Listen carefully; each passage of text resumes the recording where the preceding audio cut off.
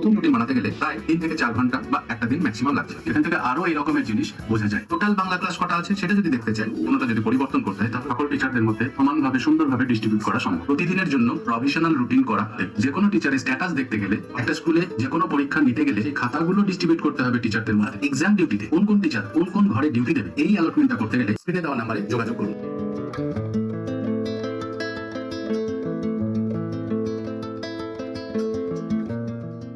Welcome my friends and respected teachers. আমরা একটা নতুন সফটওয়্যার নিয়ে এসেছি, যার সাহায্যে একটা স্কুলের পূর্ণাঙ্গ রুটিন খুব অল্প সময়ে এবং খুব সহজে বানিয়ে ফেলতে পারবো। সেই অ্যাপ্লিকেশনটার নাম রুটিন ম্যানেজমেন্ট সিস্টেম। সময় নষ্ট না করে চলুন আমরা শুরু করি।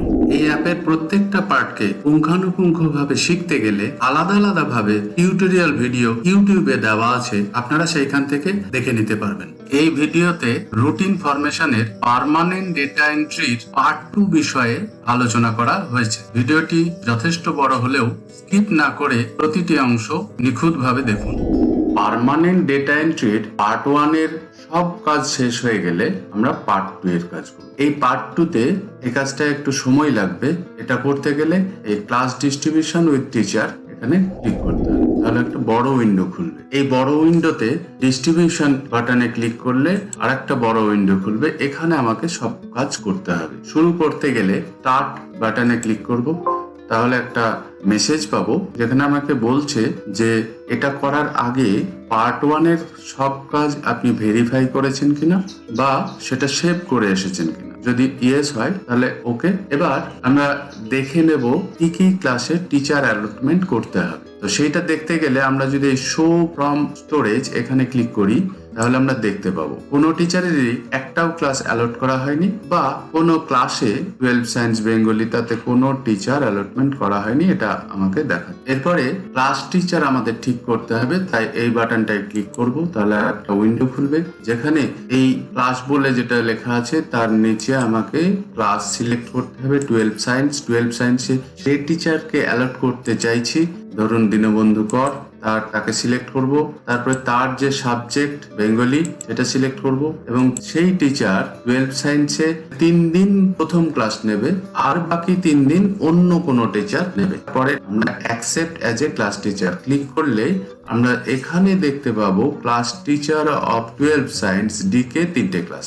এমনি ভাবে আরেকজন টিচারের নাম আমরা এখান থেকে সিলেক্ট করব, ধরুন আরএস, তার সাবজেক্ট ইংরেজি, ইংলিশ এইচ অবশ্যই, তারও 3টে ক্লাস থাকবে। তাহলে অ্যাকসেপ্ট করলে এটাও আমরা দেখতে পারবো। একই রকম ভাবে 12 সায়েন্স যেমন করলাম 12 আর্টসও দেখবো। ক্লাস টিচার ইডি সিলেক্ট করলাম, তার সাবজেক্ট বাংলা, 3টে ক্লাস, সাবমিট। দ্বিতীয় ক্লাস টিচার ঠিক করতে গেলে আমাকে যাকে খুশি দিতে পারেন, তবে সেটা একটু প্ল্যান করে নেবেন, নিয়ে এখানে বসাতে হবে। এইভাবে আমরা বাকি সব ক্লাস টিচারের কাজগুলোকে শেষ করব।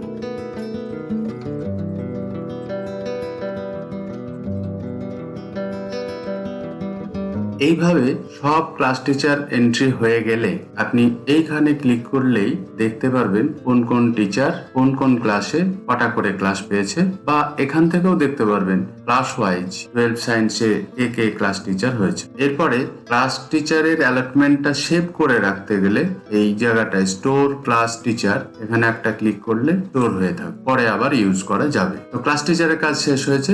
এবার আমরা ভেরিফিকেশন এন্ড চেঞ্জ এখানে যদি ক্লিক করি, তাহলে একটা নতুন উইন্ডো খুলবে যেখানে টিচার, সাবজেক্ট এবং ক্লাস ওয়াইজ সব পিরিয়ড গুলোকে অ্যালট করতে পারবো।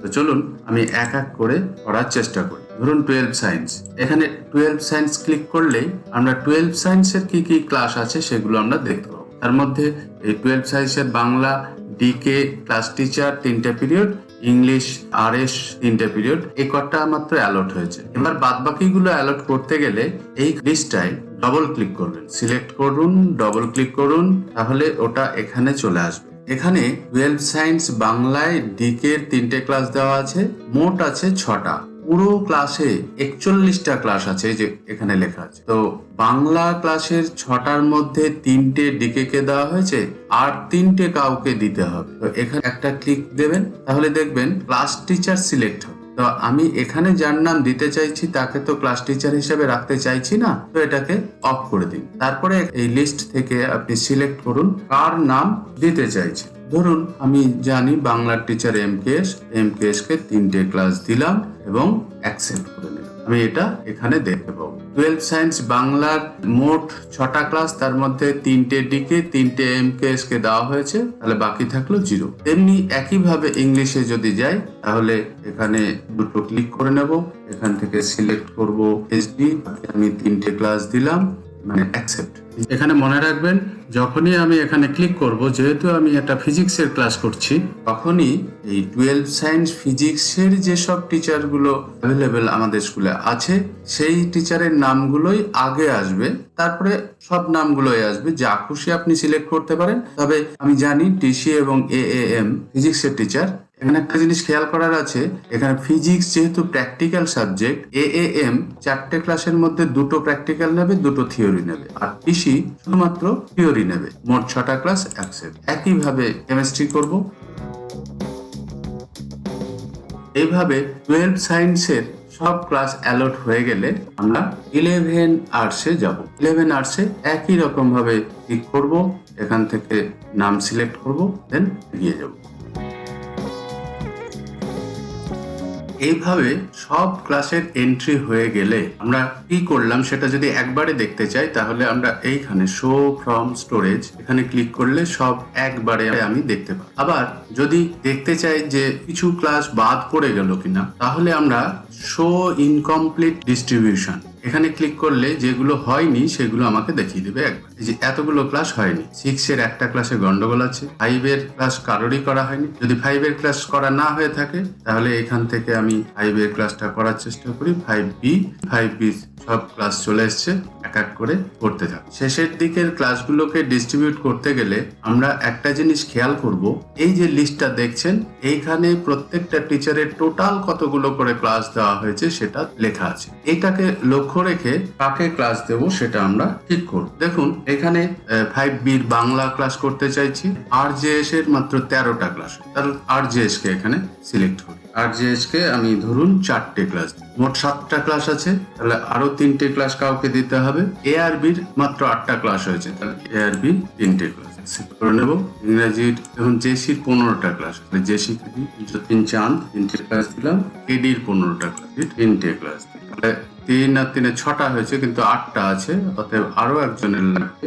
এসডির 16টা ক্লাস আছে, তাহলে এসডি কে 2টো দিয়ে দিই, তাহলে হয়ে যাবে। এইভাবে আমরা বাকি কাজটা দেখে দেখে ঠিক করে নেব।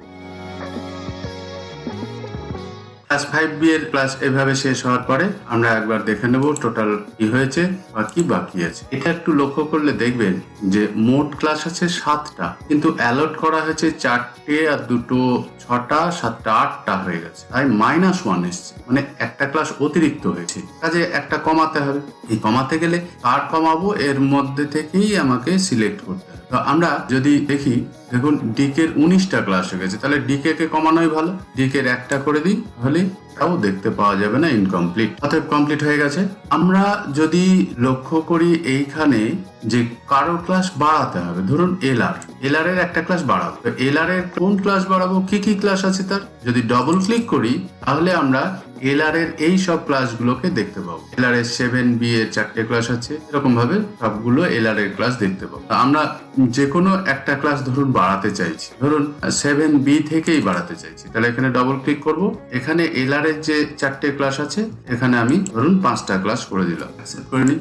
এলআর এর ক্লাস দেখুন একটা ক্লাস বেড়ে গেছে। এইভাবে এখান থেকে বিচার করে যে কোনো কারো একটা বা দুটো করে ক্লাস বাড়াতে পারি বা অন্য কাউকে দিতে পারি। একবার দেখে নিই, দেখলাম 7B তে একটা গন্ডগোল হয়েছে, আবার -1, মানে এর টোটাল ক্লাস একটা বেড়ে গেছে। যদি এখানে ডবল ক্লিক করি তাহলে দেখতে পারবো মোট 8টা ক্লাস, 5 আর 2 7, 8 9টা ক্লাস হয়ে গেছে। একটা ক্লাস কমাতে হবে, যার কমাতে ইচ্ছা করছে আপনি কমিয়ে দিতে পারেন, মানে অ্যাকসেপ্ট করে নিন, তাহলে পুরো ক্লাস হয়ে গেল।